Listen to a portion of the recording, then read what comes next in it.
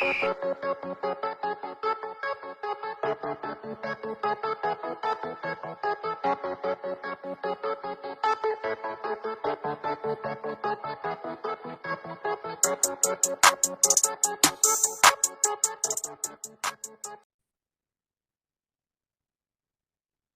welcome back to another episode on the Bird Real Estate Podcast Show. For the new viewers, I am your host, Bruce Bird Jr., also known as Boss Man Bruce.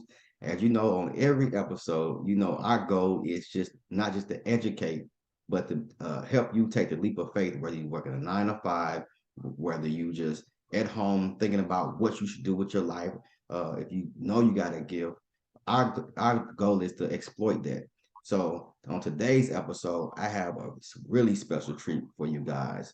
Her name is D.L. Campbell. She been in real estate for 18 years as a commercial real estate investor developer. They are currently building a 450 Class A luxury apartments in the heart of Dallas. Can you guys just please help me welcome Miss D.L. Campbell? How you doing I today? appreciate it so much. Thank you. Thank you for having me as a representative of our team.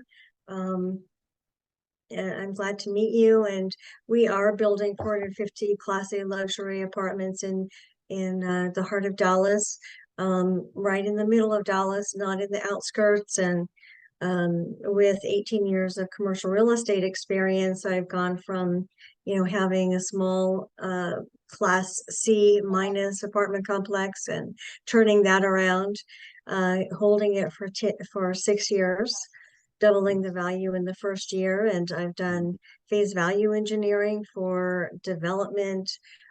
So acquisition services, a lot of different things over that 18 years. How about your experience? Well, I've been in real estate since 2016. I haven't had the great success as you had yet, but my goal is right now is to get my apartment building this coming year. Awesome. Yeah, that's my goal right now. But as you know, this is a 3-part interview. So the first part is knowing about you. The second part is about your business, and then you can tell the viewers what you're up to now with the last topic. So the first topic is, who is D.L. Campbell as a person, not just real estate or business? Who is this woman? Okay, awesome question. Well, I'm a believer and I'm a Christian. I'm Mm, a mom and a grandma. I have about 30 years of engineering experience as well. And in about 2005, I um, saw the writing was on the wall where we had a lot of people coming in to help some third parties, and I needed to diversify. So I was in that space of um, having built an excellent career as an engineer, working all over the world, and I could see that there was going to be more and more competition for my job.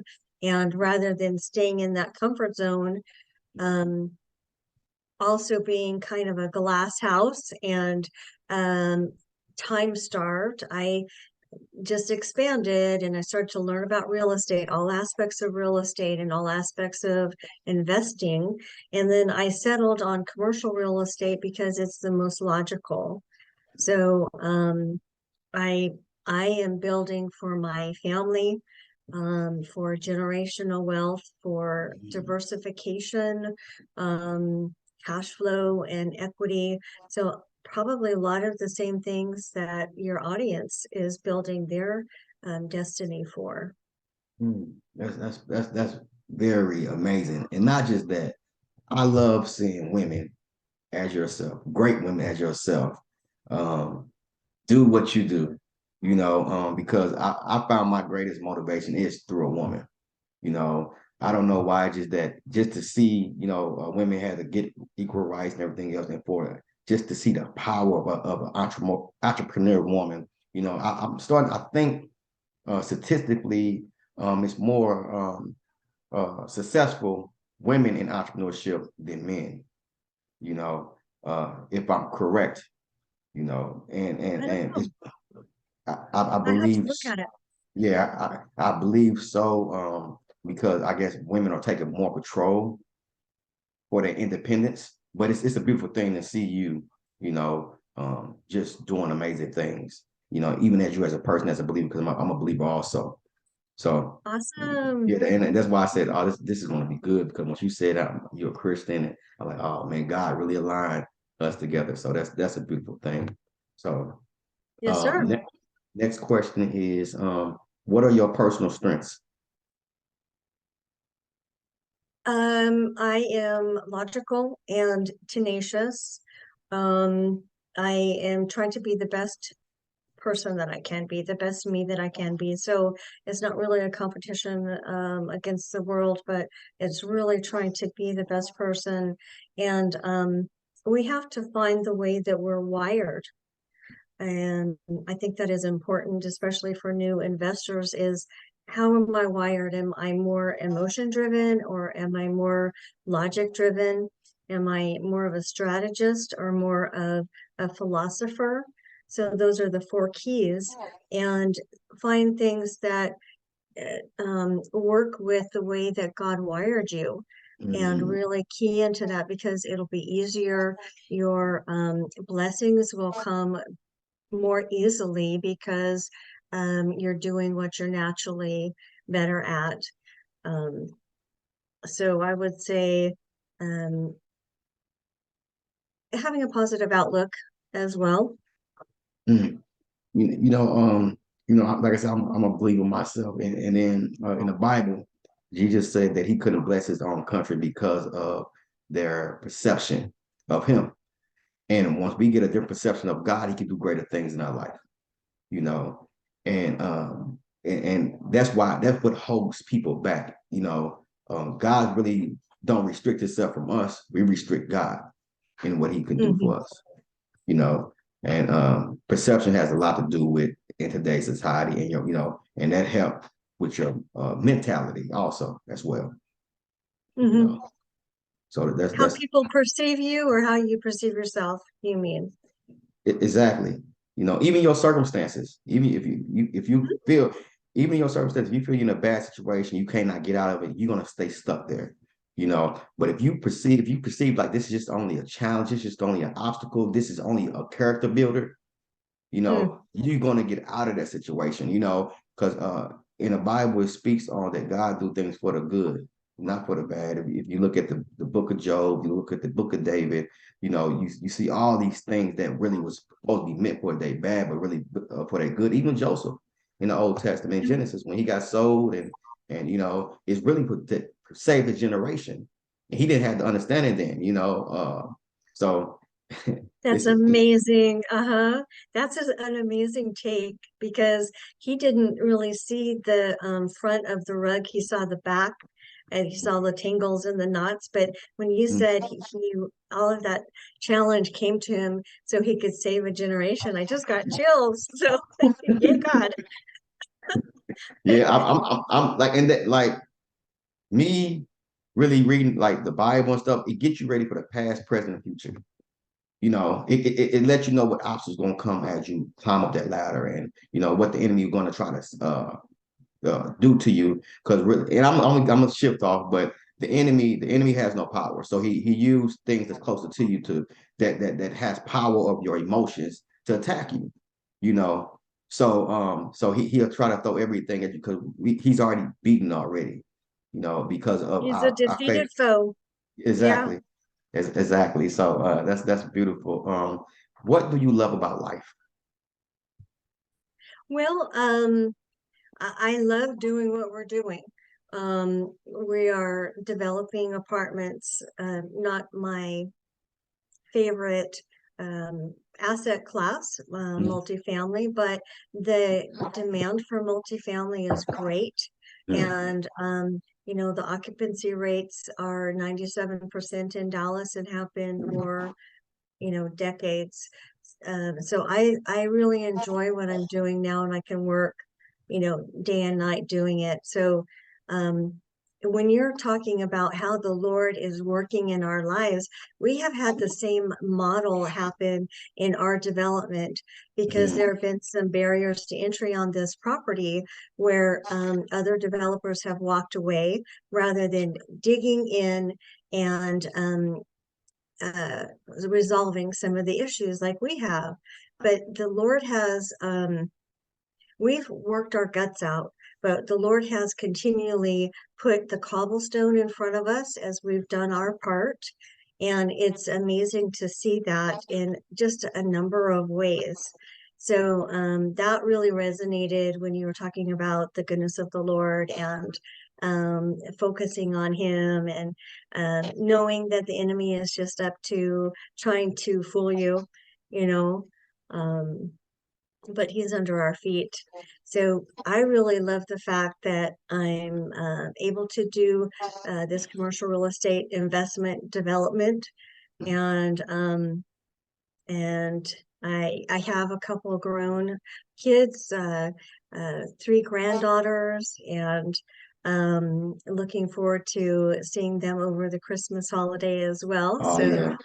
love that about life. How about yourself? What do you love about life, Bruce? Oh, you reversed it on me. Uh, uh, what I love about life is that God give me the ability to correct what I did wrong.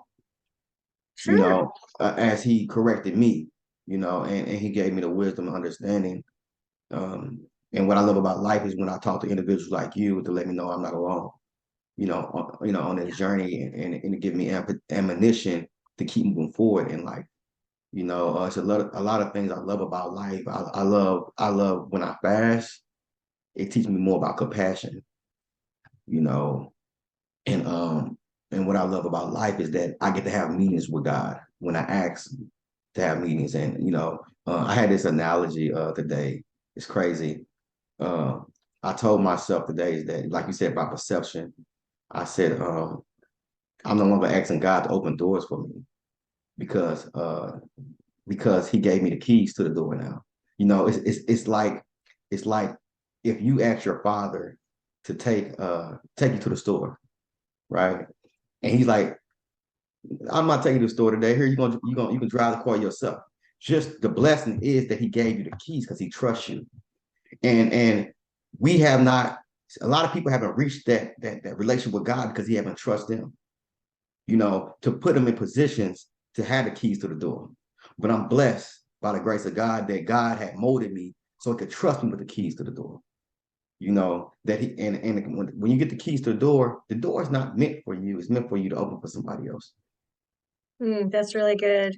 So you can walk through it and reach back and help somebody else through it too, because those challenges that we've gone through Mhm, and been forgiven for, mhm, they are there to help grow us. mhm, And we were raised a certain way that we were raised. mhm. We can't help that, but we can reach back and we can help that next person through the door. So that is really so good. What is the purpose of us even being here? Mhm. The true purpose is service. Agreed. Jesus said that He came to serve, not be served. you know, and once we get that analogy right, also, and we always we talk about, oh, I want to be Christ-like and everything. Do you know the meaning of being Christ-like? Do you know the true value, or you understanding the parables, that he's saying, and or you interpreting the dreams that He gives you when He talking to you, because most our dreams is really when God is talking to us. It don't be the enemy. I've been getting educated. Don't be the enemy talk to you, Jim, because he don't have that power. But if you look Mhm. back, even in your bad dreams, God is trying to get you ready for something, as He did with Joseph in the Old Testament. Daniel had visions, and it scared him also. So God it scares you to wake you up, to get you prepared, to make you aware on what the tactics the enemy is about to put in front of you. So we have to ask God for revelation and interpretation of what He's trying to tell us. You know, and He only can you can only interpret it as you get closer to God. Absolutely. Revelation knowledge Yeah, yeah, we need to have that. Yeah, we need to be able to hear him. And here's a good thing for folks to practice is if they're practicing hearing from the Lord, you're hearing from your solar plexus, right from your gut. That's a good place to hear from the Lord. That's your power center. And Mhm. so one strategy to practice hearing from the Holy Spirit and being led, which chair should I sit in?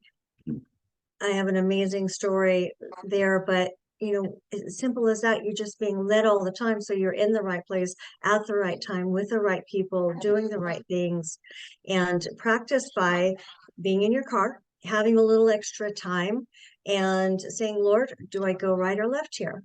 And practice listening. And then, turn left. And then Mhm. you may get this sense where, oh, that doesn't feel like right. I should have gone right. Mhm. So you can go back or you can just go from there, but practice being led by the Lord. It will make such a difference. You will walk in safety. You will walk in power. Mhm. You will walk in strength and wealth and purpose. And Mhm. living that way, oh my goodness, what a healthy, spirit-filled way to live if you're just walking with the Lord. It's amazing. He's just so amazing and so faithful. Mhm. You're amazing. You're amazing. It's it's Yeah. it's my boss. It's my boss. I swear. That's what I told you. This is therapy session to me. Like, because people, they just see the money. They see that you're building 405 unit complexes, and they don't see where you get it from. That people forget where it comes from. And once you reverence God, that's all he wants is to be reverenced. Hey, I did this because of this person. And stop using God as a genie, but use him as a family member, you know, because God want to be a family member. He just don't want to be a genie. He just don't want to be somebody you call a distant family member. He want to actually be a family where, like I said, I don't recite the same prayers, because he's my family. He knows my needs already. We discussed this. We really we tight, and once you had a relationship with God, you don't your worry what's called to go less. It's less. And only time you really stop worrying when God can say, okay, I can move now. Is when you sleep, when your flesh is asleep, your spirit still stay up because that's how Yeah. God interacts with us through our soul. And I tell people this also. Um, they say mind, body, soul, and everybody has it always backwards. It's backwards, it's out of order. It's really soul, mind, body, meaning your soul get the message from God, then your mind get it, and then your body, which is your flesh, supposed to get it last, which is your flesh, and that's how it's supposed to Yeah. operate. Mind don't have, you can't put mind over soul. You can't put body over mind. You have to put your soul first, Mhm. and that's how the Holy Spirit speaks to you. And you receive the message, the interpretation. And God, people don't understand God. Like you said, God gives signs. You can look at license plates and God can try to talk to you. You can look at a ant and God trying to talk to you. He use whatever he pleases about you having been spiritually woken to see what he's trying to say to you. Yes, yes, yes, that's amazing. If you're getting the message from the Lord in your soul and you interpret it through your mind, then your actions or your body are supposed to come last. And really having the flesh at the bottom level and Mm-hmm. squashed, that's what Mm-hmm. we have to do. We Mm-hmm. have to be walking, with our soul and our spirit, with the Holy Spirit and the Lord Jesus Christ. So yeah, that's an amazing interpretation of that. Okay, That's good. we about to shift to the next topic. It's going to be about your core and your Okay. business now. And Okay. um, my first questions on this is, why did you get started with real estate? Why? Well, in 2005, I was working as an engineer Mhm. and I had a lot of success. My clients were Northrop Grumman, Lockheed Martin. I worked for the Army.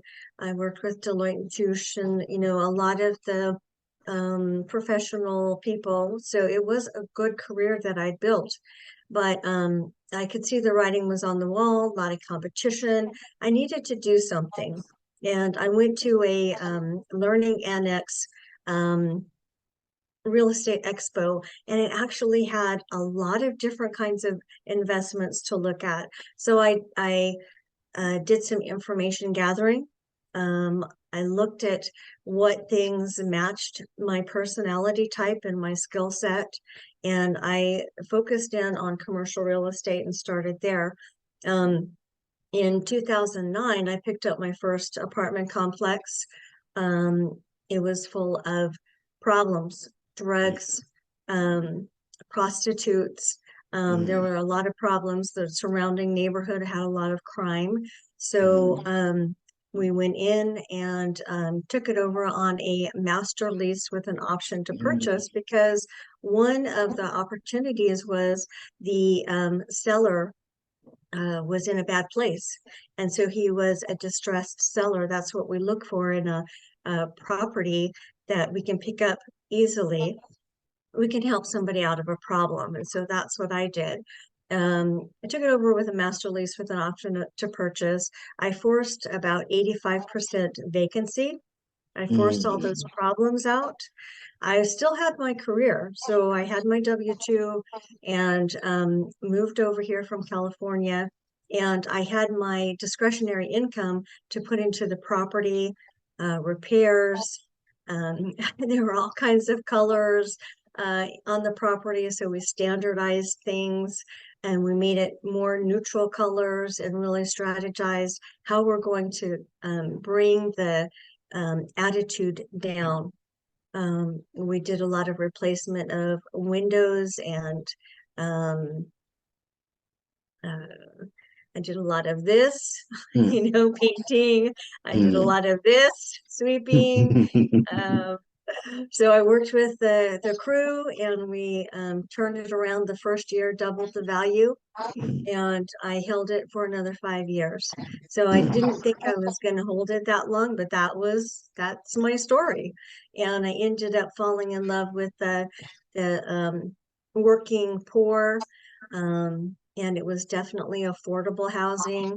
We even had the opportunity to give a couple of units a good deal to some people who were coming out of trafficking, and they spent the last year of their um, rehab at the property where they were getting ready to transition.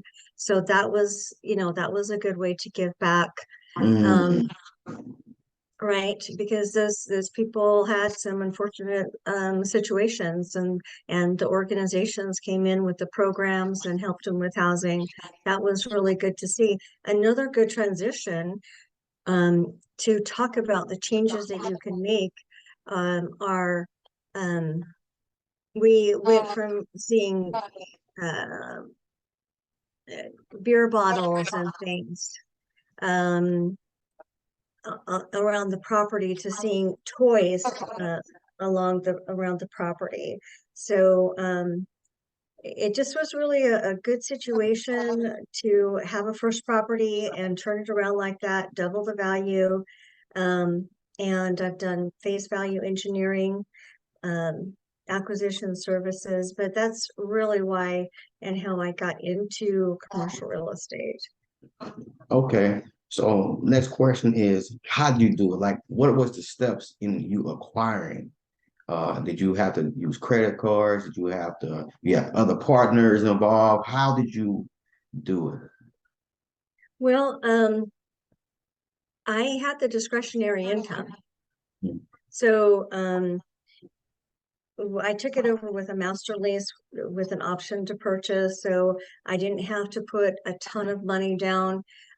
My kids were grown at that point, or nearly, and so I had a lot of discretionary income, and I actually lived on site because my kids were out of the house, so Mm, I didn't have to worry about schools and um, having the kids there with any kind of challenge. But the Lord was very faithful there too, because I would pray for um the cheating, lying seller, who was unfortunately a Christian, but he had lost his job. His wife was pregnant and lost her job, and Mm, they were in a really bad situation. So I would pray for him. That's what we're supposed to do, pray for our enemy, right? And the Lord mm, would show me what he was going to try to do to me that week, and I would be able to prevent it and overcome. mm. So he Wow. he was faithful in that way. And then also, I think it's Deuteronomy that talks about where they went in and they took out the giants, not all of a sudden, but in groups, so they wouldn't be overcome by the giants. And that's how the Lord helped me to get rid of some of that problem and bring in some good working class people. So, he's been faithful all these years. Mm. That's amazing. What have been some obstacles in with the apartments doing them units and stuff like that? Was it the sellers? Was it, what been some obstacles like for people like myself or other people that's thinking about getting to apartments so they know the pros and cons of it? Yes, I have gotten some good education on commercial real estate, and that has helped to get through the obstacles. You don't find a lot of good, solid, soup to nuts commercial real estate training. Here's one source that I'm helping my people with now on my team. It's called ULI.org. ULI.org. It's urbanlandinstitute.org. They have some really good classes that you can take online. They have chapters all over the world that you can plug into the meetings. That's one of the best resources. You can get your CCIM commercial broker's license, and you can learn commercial that way. I also had a course that I took from Robert Shemin, and it was about duplexes and triplexes. Um, and it was different, but it was also very bubbly and helped with advertising and marketing and working with people, like telling your tenants that you're not the boss, but um, I was just the underpaid, overworked property manager, Mm, and I was just like them. Um, I didn't take cash on the property, money orders only. mm, That prevented crime. Um, so there, I would say, key into some really good educational opportunities. A lot of the multifamily training is just syndication. So you're not learning the nuts and bolts about running a property, turning the property, doing the financials and that kind of stuff. You're just learning about how to raise money for something that a lot of times is not good. Like you open up the cover and that C-class property, they're only giving a 2 times return. The internal rate of return is only like 15, 17%. But if you know what a good deal is, then that's better for you. We're accepting some participation in our project, but knowing, from the last 18 years of commercial that our internal rate of return is 33 to 45% based on worst case scenario numbers. Our return to our investors, our accredited investors, is a 3.5 times return. mm, And we're giving collateral on the property. So we're really giving a good deal. Our numbers are estimated high. Uh, like our operating expenses, we're estimating high at 38%, but a new build is like 25%. So if you know what a good deal is, you have to buffer that in, not only for the bank, but for your investors and your team, so that when something shifts, the interest rate shifts, then it's okay. We expected that, and we will adjust for that because we're buffered. Um, that's what we're doing right now. And that, I would say, would be the best thing to keep new people from making mistakes that could be costly in terms of time and money. Get your education. Mm. Okay. So how do you find properties and tenants? Well, I did the internet research to find this property, and I did the driving. I found this property um, in Denton, and it's off market. I was analyzing a couple properties, one in the north part of the city and one in the south part of the city, and I saw a sign. It was a sign with an owner's cell phone number on it, so it's off-market property. That's a better deal. We didn't have a lot of competition in this seller's market, some, but it was better. With tenants, we actually are getting ready to break ground quarter at the end of quarter one or beginning of quarter two, and I already had four tenants reach out. The demand is so high for what we're building. Um, we're also using we have also identified You Move Free in Irving, Texas, to help solicit those tenants. They are amazing. They have a whole floor of licensed real estate agents, maybe 70 people who would help um, lease up a property like ours. If we're going to lease up a building at a time, then we want to have those professionals helping, and that is a good resource for bringing tenants to your property.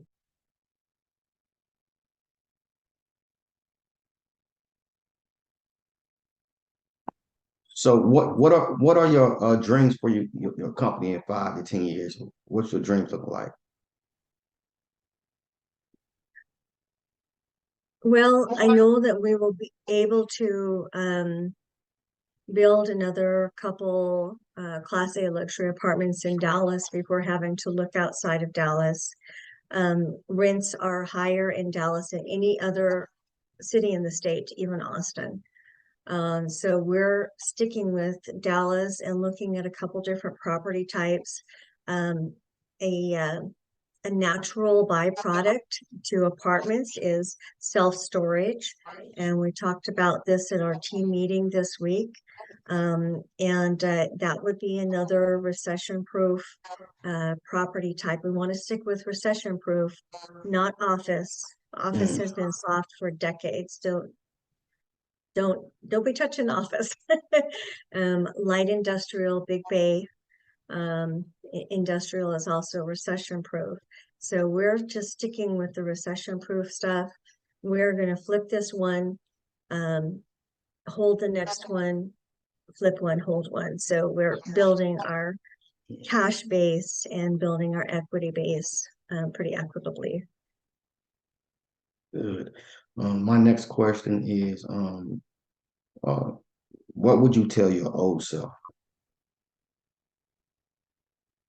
That's a great question. I was raised by a couple teachers, pretty low risk, right? I would say take more risk um, and diversify. Because if I had diversified earlier into commercial real estate, then I would have been able to go further faster. Um,